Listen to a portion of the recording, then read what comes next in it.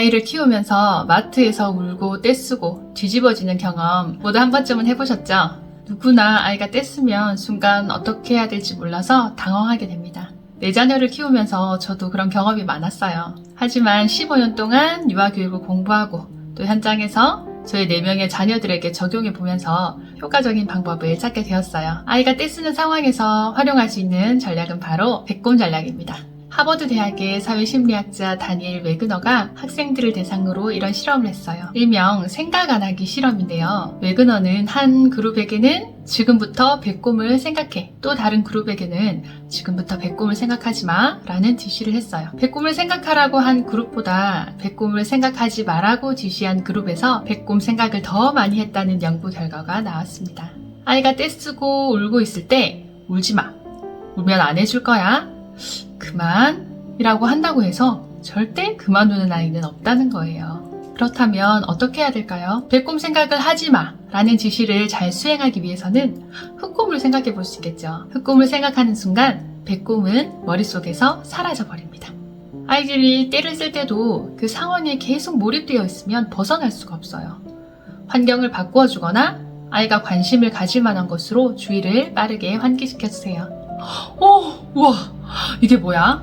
라고 호들갑스러운 소리로 관심을 유도한다거나 시각적으로 볼거리를 줄 수도 있겠죠. 저는 지난주에 아이와 바깥 놀이터에 나갔다가 들어올 시간 되었는데 집에 가기 싫다고 더 놀고 싶다고 울고 물고 떼쓰기 시작되었어요.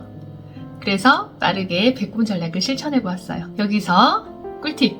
시각과 청각 등 오감을 활용하시라는 거예요. 아이의 관심을 빠르게 파악해서 오감을 자극시켜주세요. 저는 그 순간 차에 기름이 없어서 주유가 필요한 상황이었어요. 아이도 평소에 자동차를 너무 좋아하고요. 그래서 흑곰으로 주유소를 생각하게 되었어요. 어떡하지? 차가 너무 배가 고프대. 빨리 주유소를 찾아야 되는데.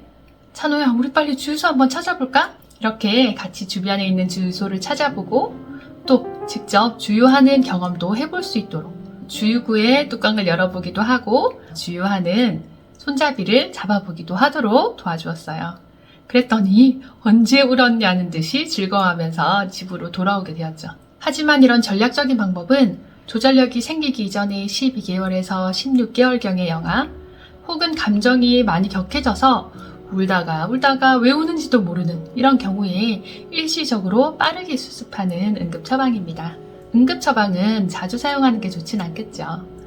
애초에 떼쓰는 상황이 발생하지 않도록 바른 습관을 길러주는 것이 중요해요. 그럼 어떤 습관을 만들어줘야 될까요? 아이의 떼쓰기를 고칠 수 있는 방법은 바로 계획 습관입니다. 아이가 떼부림이 있을 법한 장소에 가기 전에 미리 아이와 함께 계획을 해보는 습관을 길러보세요. 특히 마트나 식당, 키즈카페 등 외부에서 떼부릴 때 많이 곤란하시죠. 아이와 외부에 나가기 전에는 항상 계획하는 습관을 가져보시기를 추천드려요. 저는 아이가 최근에 에너지가 너무 넘쳐서 휴일에 항상 외부 활동을 많이 하고 있어요. 놀 때는 좋은데 들어올 때는 더 놀고 싶다고 난리가 아니에요. 이럴 경우 외출을 하기 전부터 오늘 어디에 가서 어떻게 놀 건지, 재밌게 놀고 집에 돌아올 때는 어떻게 해야 되는지, 그리고 울지 않고 씩씩하게 돌아와야 된다는 이런 것들에 대해서 함께 이야기를 나누어요. 신나게 놀면서도 한 번씩 이거 놀고 어두워지면 집에 가야 돼. 10분 있다가 집에 갈 거야. 잘할 수 있지? 라고 다짐을 하게 됩니다. 그리고 잘 마무리하고 나왔다면 우리 찬호 약속 잘 지켜줘서 너무 고마워. 집에 가서 찬호 좋아하는 떡볶이 먹자.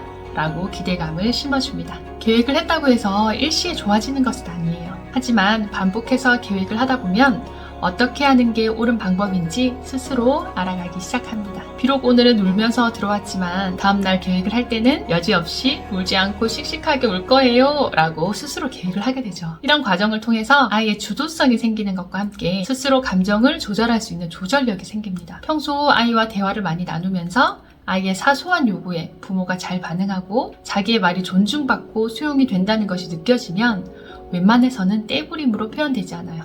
아이와 함께 계획을 했는데도 불구하고 혹은 미처 예상하지 못한 상황에서 떼부리는 일이 발생하면 어떻게 해야 될까요? 아이들이 떼를 쓰는 이유는 떼를 쓸 때 요구가 이루어지는 경험이 있었기 때문이에요. 아이와 실랑이 하다가 못 이기고 들어주는 상황이 반복될수록 아이의 떼부림 수준은 수위가 점점 높아집니다. 그래서 떼쓰는 상황이라면 아이의 요구를 절대 들어주시면 안 됩니다. 예를 들어서 마트에서 갑자기 자동차를 사달라고 들어놓는 상황이 왔다 했을 때 미리 계획을 했던 경우라면 아마 어느 정도는 대화가 가능하실 거예요. 오늘 우리 맛있는 음식 사러 왔지. 장난감은 오늘 사는 날이 아니야. 그치? 장난감 언제 사기로 했더라? 다음 주에 사기로 했지? 좋아. 그럼 오늘은 우리 찬우가 좋아하는 딸기 사러 갈까? 어떤 딸기가 좋은지 찬우가 한번 골라보자. 와, 맛있는 딸기 너무 많네. 이렇게 빠르게 또 배꼽 전략을 실시해보세요.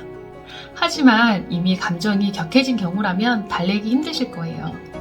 그렇다면 찬우 너무 갖고 싶어서 속상하구나. 혼자 울음 그치긴 힘들겠다, 그치? 그럼 엄마가 좀 도와줄게 하고 아이를 덥석 안고 집으로 들어오세요. 아마 쉽게 그쳐지진 않을 거예요. 이때도 가능하시다면 배꼽 전략으로 빠르게 주의를 환기시켜 주시고요. 아이와 함께 계획하기 습관을 반복해서 딱 10번만 사용한다고 한번 다짐해 보세요.